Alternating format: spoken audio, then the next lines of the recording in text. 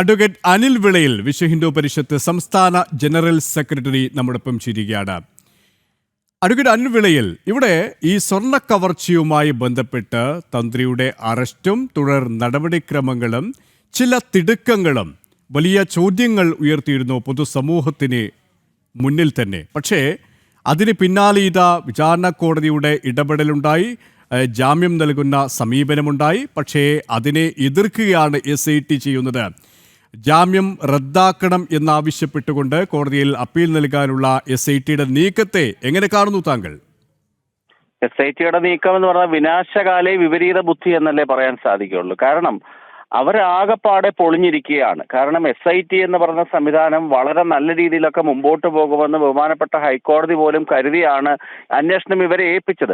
പക്ഷേ ഇവരുടെ ഭാഗത്തുനിന്ന് അന്വേഷണം യാതൊന്നും നടക്കുന്നില്ല എന്നുള്ളതും ഇത് വെറും പിണറായി ഇൻവെസ്റ്റിഗേഷൻ ടീമായി മാറി എന്നുള്ള യാഥാർത്ഥ്യം പൊതുസമൂഹം വിലയിരുത്തി കഴിഞ്ഞിരിക്കുകയാണ്. ഇനി അവർക്ക് തരിമ്പ് മുമ്പോട്ട് പോകാൻ സാധിക്കില്ല. ഇനി എല്ലാം തന്ത്രിയിലേക്ക് കൊണ്ടുവന്നതിന് ശേഷം പിണറായി വിജയന് തന്ത്രിയോടുള്ള വ്യക്തിപരമായ വിരോധമുണ്ട്. ആ വിരോധത്തിന്റെ അടിസ്ഥാനത്തിൽ ഇദ്ദേഹത്തിനെ റിമാൻഡിൽ ഇട്ടതിന് ശേഷം ദേവസ്വം ബോർഡിനെ കൊണ്ട് തന്ത്രിയെ സ്ഥിരമായി ശബരിമലയിൽ കയറുന്നതിന് വിലക്കേർപ്പെടുത്തുക എന്നുള്ളതാണ് അവരുടെ പ്രധാനപ്പെട്ട ലക്ഷ്യം. ആ ലക്ഷ്യം പക്ഷേ വിജയിക്കാൻ സാധ്യതയില്ല. കാരണം ഈ കൊല്ലം വിജിലൻസ് കോടതി പുറപ്പെടുവിച്ച ആ ജാമ്യത്തിന്റെ ഉത്തരവ് വളരെ വിശദമാണ്. 1-2 പേജല്ല, 94 പേജുള്ള ആ ഉത്തരവിനകത്ത് വളരെ വ്യക്തമായ രീതിയിൽ എപ്രകാരമൊക്കെയാണ് തന്ത്രിയെ ഇതിനകത്ത് കുടുക്കുക എന്നുള്ള കാര്യം വ്യക്തമായി പറഞ്ഞിട്ടുണ്ട്. ആ ഒരു സാഹചര്യം തന്നെയാണ് ഹൈക്കോടതിയുടെ മുമ്പിൽ എത്തുമ്പോഴും എന്ത് തെളിവാണ് SITക്ക് ഉള്ളത്? യാതൊരു വിധമായ തെളിവും തന്ത്രിക്കെതിരെയില്ല. ഇനിയും SITക്ക് ഹൈക്കോടതിയിൽ നിന്ന് കൂടി ശാസനം, പ്രത്യേകിച്ച് ഇത് ദേവസ്വം ബെഞ്ചിന്റെ അടുത്തല്ല ഈ കേസ് ചെല്ലുന്നത്. ഇത് ചെല്ലുന്നത് ജസ്റ്റിസ് ബദറുദ്ദീന്റെ ബെഞ്ചിലേക്കാണ്.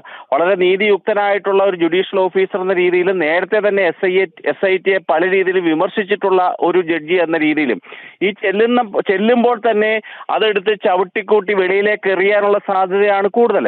ഞാൻ പറഞ്ഞത് വളരെ വ്യക്തമാണ്. തന്ത്രിയോട് വ്യക്തിപരമായിട്ടുള്ള വിരോധം പിണറായിക്കുണ്ട്. കാരണം യുവതീ പ്രവേശന സമയത്ത് ഈ തന്ത്രി അതിനെതിരായ നിലപാട് ശക്തമായിട്ട് എടുത്തു. 24 മണിക്കൂറും അല്ലെങ്കിൽ 365 ദിവസവും ശബരിമല തുറന്നിട്ടുകൊണ്ട് സംസ്ഥാന സർക്കാരിന്റെ വരുമാനം കൂട്ടണം എന്നുള്ള പിണറായിയുടെ താല്പര്യത്തിനെയും ഈ തന്ത്രി എതിർക്കുകയുണ്ടായി.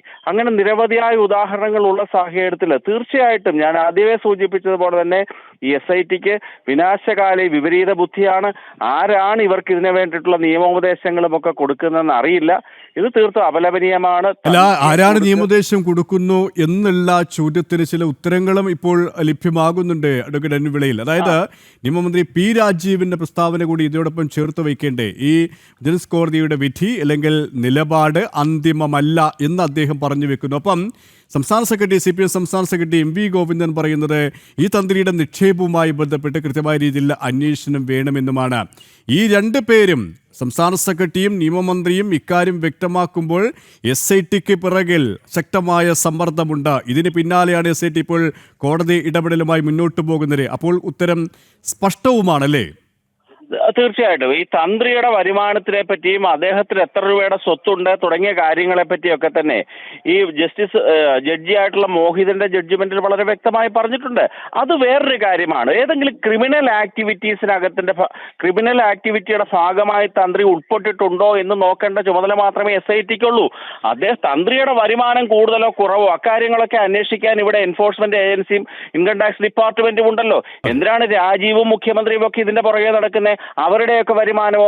നാളിതുവരെ മേലനങ്ങി ഒരു ജോലി പോലും ചെയ്തിട്ടില്ലാത്ത കേരളത്തിലെ മുഖ്യമന്ത്രിയും കേരളത്തിലെ ഇപ്പോഴത്തെ നിയമമന്ത്രിയും അവരുടെയൊക്കെ അവിഹിതമായ സ്വത്താണ് ആദ്യം അന്വേഷിക്കേണ്ടത്, തന്ത്രിയുടെ സ്വത്തല്ല.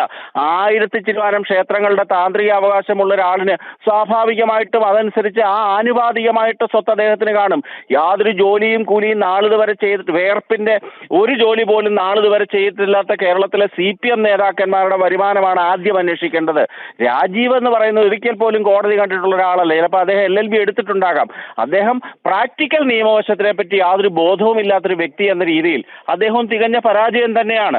അദ്ദേഹത്തിന്റെ ഉപദേശപ്രകാരമാണ് മുമ്പോട്ട് പോകുന്നതെങ്കിൽ ഈ SITയുടെ അന്വേഷണവും ഈ ശബരിമലയിലെ ഈ കൊള്ള കേസുകളും ഒക്കെ എപ്പോൾ അവസാനിച്ചു എന്നുള്ളത് നമുക്ക് എഴുതി വെക്കാം. കാരണം അതൊന്നും വിജയിക്കില്ല. കാരണം ഇപ്പോൾ തന്നെ പൂർണ്ണ പരാജയമാണ് SIT എന്ന് തെളിഞ്ഞിരിക്കുകയാണ്. SIT കൃത്യമായി പറഞ്ഞാൽ PIT ആയി മാറി, പിണറായി ഇൻവെസ്റ്റിഗേഷൻ ടീമായി മാറി എന്നുള്ളതാണ് വാസ്തവം. യെസ്, വളരെയധികം നന്ദി അഡ്വക്കേറ്റ് അനിൽ വിളയിൽ ഈ ഒരു സമയം ഞങ്ങളോട് സഹകരിച്ചതിന് വേണ്ടി.